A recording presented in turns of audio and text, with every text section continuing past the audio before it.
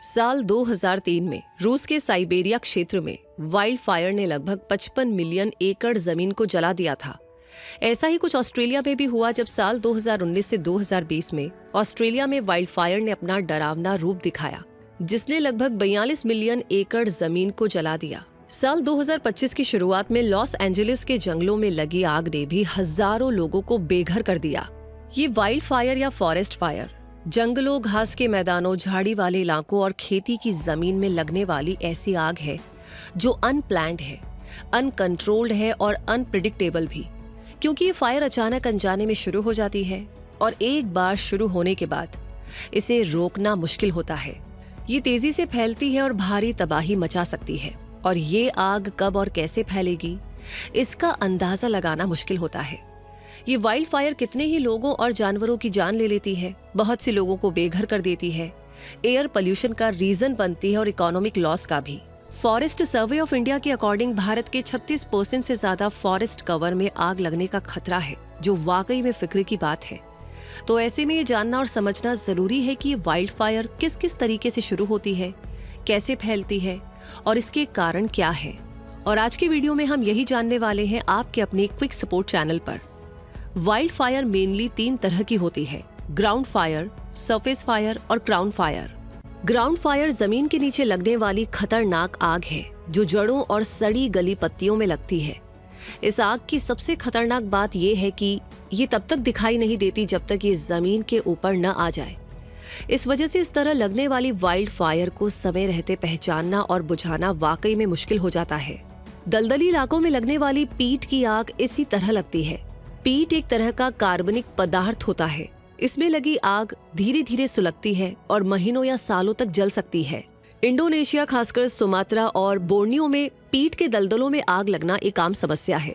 इसी तरह रूस के साइबेरिया क्षेत्र में भी पीट की आग एक बहुत बड़ी समस्या है, और पूर्वोत्तर भारत के असम, अरुणाचल प्रदेश, मणिपुर और मिजोरम में पीट की आग एक गंभीर समस्या है। इस ग्राउंड फायर के बाद बात करें सरफेस फायर की, तो ये आग जमीन के ऊपर सूखी घास और पत्तियों में लगती है। ये बहुत तेजी से फैलती है और बहुत ज्यादा गर्मी पैदा करती है। ऑस्ट्रेलिया की बुश फायर इसी तरह की वाइल्ड फायर है जो सूखी घास, झाड़ियों और यूकेलिप्टस के जंगलों में लगती है। कैलिफोर्निया के घास के मैदानों में भी इसी आग का लगना आम है, और भारत में गर्मियों के दौरान शुष्क पर्णपाती जंगलों में इस तरह की वाइल्ड फायर का खतरा ज्यादा रहता है। और तीसरी तरह की वाइल्ड फायर होती है क्राउन फायर, जो पेड़ों की चोटी पर लगती है। ये आग पेड़ों की सबसे ऊपरी पत्तियों और ब्रांचेस से लगती है और हवा के साथ बहुत तेजी से फैलती जाती है। पाइन और फर यानी देवदार जैसे कॉनिफर ट्रीज में लगने वाली ये आग घने जंगलों में तेजी से फैलती है। कनाडा के ब्रिटिश कोलंबिया और अल्बर्टा जैसे क्षेत्रों में क्राउन फायर की घटनाएं आम है। कैलिफोर्निया के सियरा नेवादा और दूसरे माउंटेन एरियाज में भी क्राउन फायर का खतरा रहता है, और भारत के हिमालय क्षेत्र में जहां पर घने कॉनिफर जंगल है, वहां भी क्राउन फायर का खतरा बना रहता है। वाइल्ड फायर कैसे लगती है और कितनी तेजी से फैलती है, ये कुछ बातों पर डिपेंड करता है, जैसे ड्राई फ्यूल, वेदर और टोपोग्राफी। सूखी घास, पत्तियां, टहनियां और पेड़ आग के लिए फ्यूल का काम करते हैं। जितनी ज्यादा सूखी चीजें होंगी, आग उतनी ही तेजी से फैलेगी, क्योंकि ऐसी चीजें आग बहुत जल्दी पकड़ लेती हैं। इसी तरह गर्म मौसम, तेज हवा और कम नमी भी आग को बढ़ावा देते हैं, और टोपोग्राफी यानी जमीन की बनावट भी। ढलान वाली जगहों पर आग तेजी से ऊपर की ओर फैलती है। आग के ऊपर की तरफ बढ़ने से आग के आगे की चीजें भी गर्म हो जाती है, जिससे आग बहुत तेजी से बढ़ती है। ये आग नेचुरल रीजन से भी लग सकती है और ह्यूमन एक्टिविटीज से भी। आइए इनके बारे में जानते हैं। पहले नेचुरल रीजन से कैसे वाइल्ड फायर लगती है ये जानते हैं। तो इस तरह लगने वाली आग का रीजन बिजली गिरना भी हो सकता है, ज्वालामुखी विस्फोट भी, और चट्टानों का गिरना भी। सूखे मौसम में जब हवा में नमी कम होती है, तब बिजली गिरने की संभावना बढ़ जाती है। बिजली गिरने से सूखी घास, पत्तियां और पेड़ आग पकड़ लेते हैं। इसी तरह जब ज्वालामुखी फटता है तो उससे निकलने वाला गर्म लावा और राख आसपास के इलाकों में गिरते हैं, जो सूखे पेड़ पौधों को जला सकते हैं, जिससे जंगल में तेजी से आग फैल जाती है। पहाड़ी इलाकों में सूखी चट्टानें जब आपस में टकराती है तो भी चिंगारी निकल सकती है, जो सूखी घास या पत्तियों पर गिर करके आग का रीजन बन सकती है। कई बार ऐसा भी हो सकता है कि सूखी घास और पत्तियां अपने आप जलने लग जाए। ऐसा तब होता है जब ऐसे ऑर्गेनिक मैटर में गर्मी जमा हो जाती है और उसे निकलने का रास्ता नहीं मिलता। इन नेचुरल रीजन से जंगल में आग लग सकती है और ये आग बहुत तेजी से फैल सकती है, खासकर सूखे मौसम में। अब जाने ह्यूमन एक्टिविटीज से लगने वाली वाइल्ड फायर के बारे में। तो एस्टीमेट्स बताते हैं कि दुनिया में लगने वाली वाइल्ड फायर का लगभग 90% ह्यूमन एक्टिविटीज की वजह से होता है। और इंसानी लापरवाही और जानबूझकर किए गए कामों से लगने वाली इस भयंकर जंगल की आग के भी कई कारण और तरीके हैं, जैसे camp fire, cigarettes, arson, power lines, agricultural practices और फायरवर्क्स। जब लोग जंगल में कैंपिंग करते हैं तो अक्सर आग जलाते हैं, और जब इस आग को ठीक से बुझाया नहीं जाता है तो ये सूखी घास या पत्तियों में फैल जाती है और तेजी से बढ़कर के जंगल की आग का रूप ले लेती है। तो ऐसी वाइल्ड फायर को रोकने के लिए जरूरी है कि कैंपिंग खत्म करने से पहले आग को पूरी तरह से बुझा दिया जाए, कोई भी चिंगारी बाकी न रहे। और हाँ, आग जलाने के लिए समतल खुली जगह ही चुनी जाए जो सूखी घास, पत्तियों और पेड़ों से दूर हो, ताकि आग लगने का खतरा कम हो सके।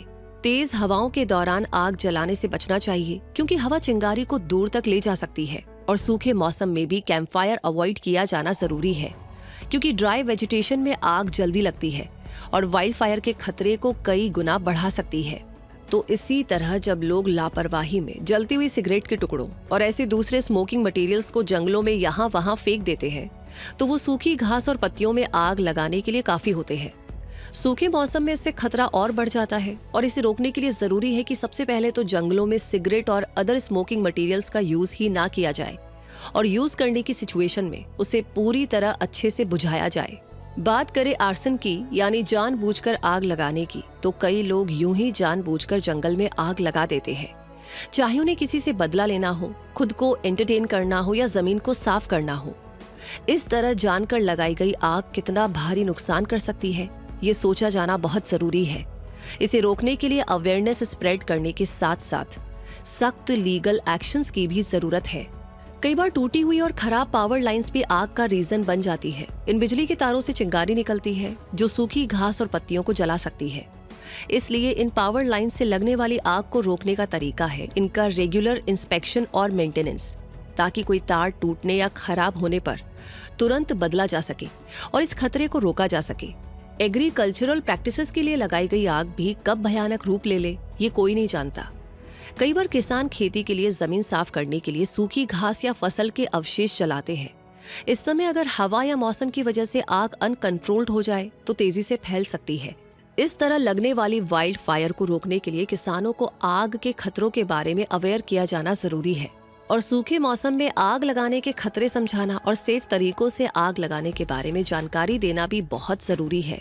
सूखे मौसम में अगर आतिशबाजी की जाए तो वो भी जंगल की आग में बदल सकती है, क्योंकि फायरवर्क्स से चिंगारी निकल करके सूखी घास या पत्तियों में आग लगा सकती है और तेजी से फैलकर वाइल्ड फायर का रूप ले सकती है। इससे बचाव के लिए जरूरी है कि सूखे मौसम में आतिशबाजी से पूरी तरह से बचा जाए, और अगर आतिशबाजी की जाए तो वो एक खुली समतल जगह पर हो जो ड्राई वेजिटेशन से दूर हो। किसी एरिया में आग लगाने से जुड़े रूल्स एंड रेगुलेशंस को फॉलो करना इस आग के फैलने को रोकने का सबसे आसान तरीका हो सकता है।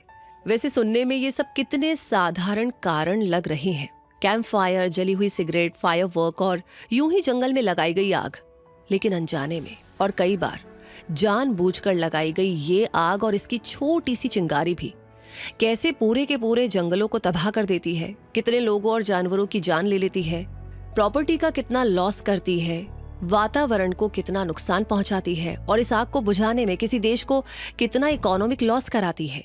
ये सब अब आपको भी क्लियर हो गया होगा। अब ये भी जान लीजिए कि वाइल्ड फायर और क्लाइमेट चेंज भी आपस में जुड़े हुए हैं, क्योंकि क्लाइमेट चेंज से दुनिया भर में टेम्परेचर इंक्रीज हो रहा है, जो पेड़ पौधों को जल्दी सुखा रहा है, और सूखे पेड़ पौधे बहुत तेजी से आग पकड़ते हैं और उसे जंगल की आग में चेंज कर देते हैं। इस क्लाइमेट चेंज से बारिश के पैटर्न में भी चेंजेस आते हैं, जिसकी वजह से कई जगहों पर सूखा बार बार पड़ रहा है, जिससे पेड़ पौधे और भी ज्यादा और जल्दी सूख रहे हैं, जिससे वाइल्ड फायर का खतरा और भी ज्यादा बढ़ रहा है। ये वाइल्ड फायर पोल्यूशन को बढ़ा रही है, जिससे क्लाइमेट चेंज बढ़ रहा है, और क्लाइमेट चेंज की वजह से वाइल्ड फायर के चांसेस भी इंक्रीज हो रहे हैं। यानी ये एक साइकिल है जिसमें वाइल्ड फायर से क्लाइमेट चेंज बढ़ता है और क्लाइमेट चेंज से वाइल्ड फायर। अब अगर इससे होने वाली जान माल की हानि को रोकना है तो क्लाइमेट चेंज रोकने के एफर्ट्स तो हमें तेज करने ही होंगे। साथ ही अवेयरनेस यानी जागरूकता भी उसी तेजी से फैलानी होगी जिस तेजी से ये वाइल्ड फायर फैलती है। और क्योंकि आग लगने के कारणों में सबसे बड़ा हाथ ह्यूमन एक्टिविटीज का होता है, इसलिए इन्हें रोकने की जिम्मेदारी भी हम में से हर एक को लेनी होगी। ये वाकई में एक सीरियस इशू है जिसे हम सब मिलकर के ही सॉल्व कर सकते हैं। इसलिए अपने हिस्से का कंट्रीब्यूशन देने में बिल्कुल भी पीछे ना रहे, क्योंकि बात यहाँ पर एनवायरनमेंट की भी है, देश दुनिया की भी है और जिंदगी की भी है। उम्मीद है कि आप समझ रहे हैं और समझ गए हैं, तो लाइक करने के साथ साथ लगे हाथ, कहते हैं ना, सबसे पुण्य काम जो है वो है इस वीडियो को शेयर करना। एग्जैक्टली कभी कभी शायद बहुत ज्यादा बड़ा कुछ नहीं करना होता है, जो जानकारी आपको मिली उसे लोगों तक पहुंचाना भी एक बहुत बड़ा काम है। और साथ ही साथ इस वीडियो के बारे में, इस जानकारी के बारे में आपकी अपनी क्या राय है कमेंट सेक्शन में ज़रूर बताइएगा। और सवाल, टॉपिक्स जिस पर आप वीडियो देखना चाहते हैं वो भी लिख भेजिए। तब तक के लिए मैं रूबी पारिक आपसे कहूंगी, नॉलेज का ये सफर यूं ही चलता रहे, उसके लिए क्विक सपोर्ट चैनल को सब्सक्राइब करके बेल आइकन को प्रेस कर दीजिए। हमेशा अपने आप को अपडेट रखें, ग्रो करते रहे क्विक सपोर्ट के साथ। धन्यवाद।